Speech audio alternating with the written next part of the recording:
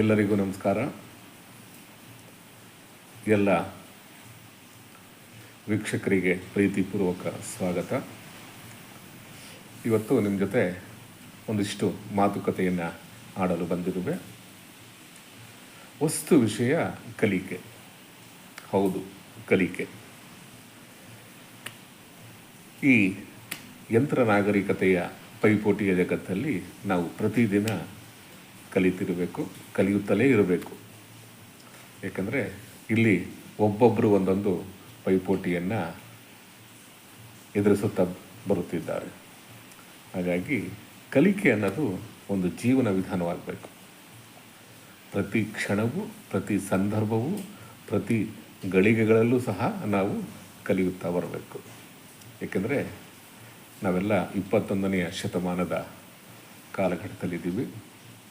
ತಂತ್ರ ಆವಿಷ್ಕಾರಗಳು, ವಿಜ್ಞಾನದ ಪ್ರಯೋಗಗಳು ಇಡೀ ಜಗತ್ತನ್ನು ಒಂದು ಪಲ್ಲಟಗೊಳಿಸಿ ಒಂದು ಪುಟ್ಟ ಹಳ್ಳಿನಾಗಿ ಮಾಡಿದೆ. ದೂರ ಸಮೀಪವಾಗುತ್ತಿರುವಾಗ, ಸಮೀಪ ದೂರವಾಗುತ್ತಿರುವ ಈ ಸಂದರ್ಭದಲ್ಲಿ ಎಲ್ಲ ಸಂಬಂಧಗಳು ಮುರಿದು ಹೋಗುತ್ತಾ ಮತ್ತು ಎಲ್ಲ ಸಂಬಂಧಗಳು ವಾಣಿಜ್ಯಮಯವಾಗುತ್ತಿರುವಾಗ, ಎಲ್ಲ ಸಂಬಂಧಗಳನ್ನು ವಾಣಿಜ್ಯಮಯ ತಕ್ಕಡಿಯಲ್ಲಿ ತೂಗುತ್ತಿರುವಾಗ ಮನುಷ್ಯ ಸಂಬಂಧಗಳು, ಮಾನವೀಯ ಮೌಲ್ಯಗಳು, ಪ್ರೀತಿ, ವಿಶ್ವಾಸ, ಸ್ನೇಹ, ಸೌಹಾರ್ದತೆ, ಅನುಕಂಪ, ತಾಯ್ತನ ಇವೆಲ್ಲ ಶಬ್ದಗಳು ಗೌಣವಾಗುತ್ತಿರುವ ಈ ಸಂದರ್ಭದಲ್ಲಿ ನಾವು ನಿರಂತರವಾದ ನಮ್ಮ ಕಲಿಕೆಯನ್ನು ನಾವು ಅನುಸಂಧಾನ ಮಾಡ್ತಾ ಅದನ್ನು ಜೀವನ ವಿಧಾನವಾಗಿ ಮಾಡ್ಕೋಬೇಕು. ಸ್ನೇಹಿತರೆ, ಕಲಿಕೆ ಅನ್ನೋದು ಅವರವರ ಕಾರ್ಯಕ್ಷೇತ್ರದ ಮೇಲೆ ಅವಲಂಬಿತವಾಗಿರುತ್ತೆ. ಪ್ರತಿಯೊಬ್ಬರೂ ಸಹ ಒಂದಲ್ಲ ಒಂದು ಕಾರ್ಯಕ್ಷೇತ್ರದಲ್ಲಿ ಸಾಧನೆ ಮಾಡುವ ಉಮೇದಿನಲ್ಲಿ ಮತ್ತು ಸಾಧನೆ ಮಾಡುವ ಉದಾತ್ತ ಹಂಬಲದಲ್ಲಿ ಪಯಣಿಸುತ್ತಿರುವಾಗ ಕಲಿಕೆಯನ್ನು ನಿರಂತರವಾಗಿ ನಾವು ಇಟ್ಕೋಬೇಕು. ಏಕೆಂದರೆ ನಾವು ಪ್ರತಿ ಕ್ಷಣವೂ ಕೂಡ ನಾವು ಹೊಸ ಹೊಸ ಅನ್ವೇಷಣೆಗಳತ್ತ ನಾವು ಸಾಗಬೇಕು. ಏಕೆಂದರೆ ನಿತ್ಯವೂ ಬದಲಾವಣೆಯಾಗುತ್ತಿರುವ ಈ ಸಂದರ್ಭದಲ್ಲಿ ನಮ್ಮ ಆಲೋಚನೆಗಳು, ನಮ್ಮ ಗ್ರಹಿಕೆಗಳು, ನಮ್ಮ ಚಿಂತನೆಗಳು ಬದಲಾವಣೆಗಳಾಗುತ್ತಾ ಪಲ್ಲಟಗೊಳ್ಳುತ್ತಿರುವ ಈ ಸಂದರ್ಭದಲ್ಲಿ ನಮ್ಮ ಕಲಿಕೆ ವರ್ತಮಾನದಂತೆ ಸಾಗ್ತಾ ಇರಬೇಕು. ಏಕೆಂದರೆ ಜಗತ್ತಿನ ಉದಾಹರಣೆ ನೀವು ತಗೊಂಡು ಹೋಗಿ, ಅದೆಷ್ಟೋ ಸಾಧನೆ ಮಾಡಿರೋರು ಸಹ ನಿರಂತರ ಕಲಿಕೆ ಇಲ್ಲದೆ ಹೋದರೆ ಇತ್ತೀಚೆಗೆ ಬಂದ ಯುವಕ ಅದನ್ನು ಸಾಧಿಸ್ಬಿಡ್ತಾನೆ. ಇಲ್ಲ ನಾನು ಕಲಿಕೆ ಮಾಡ್ತಾ ಇರ್ತೀನಿ, ಕಲಿಕೆ ಮಾಡಿರೋದು ಸಾಕಾಗೋಗ್ಬಿಟ್ಟಿದೆ ಅಂತ ನಾವು ಹೇಳಂಗಿಲ್ಲ. ಏಕೆಂದರೆ ಈ ಆಧುನಿಕತೆಯ ಯುಗದಲ್ಲಿ ಎಲ್ಲರೂ ಪೈಪೋಟಿಯಲ್ಲಿದ್ದಾರೆ. ಎಲ್ಲರೂ ನಾನು ಮುಂದೆ ಹೋಗಬೇಕು ಅನ್ನೋ ಒಂದು ಹಪಾಹಪಿಯಲ್ಲಿದ್ದಾರೆ. ಹಾಗಾಗಿ ನಾವು ನಮ್ಮ ಕಲಿಕೆಯನ್ನು ನಿರಂತರವಾಗಿ ಜೋಪಾನವಾಗಿ ಕಾಪಿಟ್ಟುಕೊಳ್ಬೇಕು. ಕಲಿಕೆ ಅಂದರೆ ನಾವು ನಮ್ಮ ಕಾರ್ಯಕ್ಷೇತ್ರದಲ್ಲಿ ನಮ್ಮ ಸಿದ್ಧಿಯನ್ನು ಇನ್ನೂ ಪ್ರಖರವಾಗಿ ಮತ್ತು ಇನ್ನೂ ಅತ್ಯಂತ ತಲಸ್ಪರ್ಶಿಯಾಗಿ ನಾವು ಆ ಕಾರ್ಯಕ್ಷೇತ್ರದಲ್ಲಿ ನಾವು ಅದನ್ನು ಗಳಿಸ್ಕೋಬೇಕು. ಅದನ್ನು ಗಳಿಸ್ಕೋಬೇಕು ಅಂದರೆ ನಾವು ನಿರಂತರವಾಗಿ ನಮ್ಮ ಕಲಿಕೆಯಲ್ಲಿ ನಾವು ಗಮನ ಕೊಡಬೇಕು. ನೋಡಿ, ಒಬ್ಬ ಓಡುಗಾರ ಅವನು ಕಲಿತಾನೇ ಇರಬೇಕು. ಒಬ್ಬ ಪದ್ಯ ಬರೆಯುವ ಪದಗಾರ ಕೂಡ ಅವನು ಸಹ ಬರಿತಲೇ ಇರಬೇಕು. ಒಬ್ಬರು ಯಾವುದೇ ಕ್ಷೇತ್ರ ಇರಲಿ, ಅವನು ನಿರಂತರ ಕಲಿಕೆಯಿಂದಲೇ ಮಾತ್ರ ಅವನ ಗುರಿಗಳನ್ನು ಪಡೆಯೋದಕ್ಕೆ ಸಾಧ್ಯ.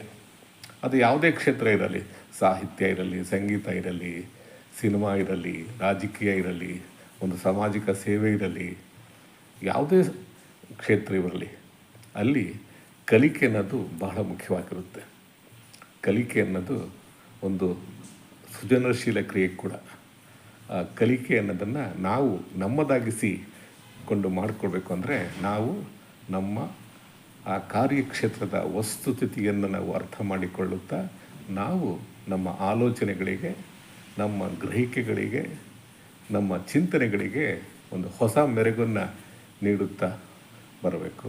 ಈ ಹೊಸ ಮೆರುಗು ಎಲ್ಲಿ ಬರುತ್ತಪ್ಪ ಅಂದರೆ ನಮ್ಮ ಚಿಂತನೆಗಳಲ್ಲಿ ಒಂದು ಹೊಸ ವಿಧಾನಗಳು ಬಂದಾಗ ಮತ್ತು ನಮ್ಮ ಕಲಿಯುವಿಕೆಯಲ್ಲಿ ಒಂದು ಹೊಸ ಸಂವೇದನೆಗಳು ಬಂದಾಗ ನಮ್ಮ ಕಲಿಯುವಿಕೆಯ ಆ ಕಾರ್ಯಕ್ಷೇತ್ರದಲ್ಲಿ ನಾವು ದೃಢವಾಗುತ್ತೇವೆ.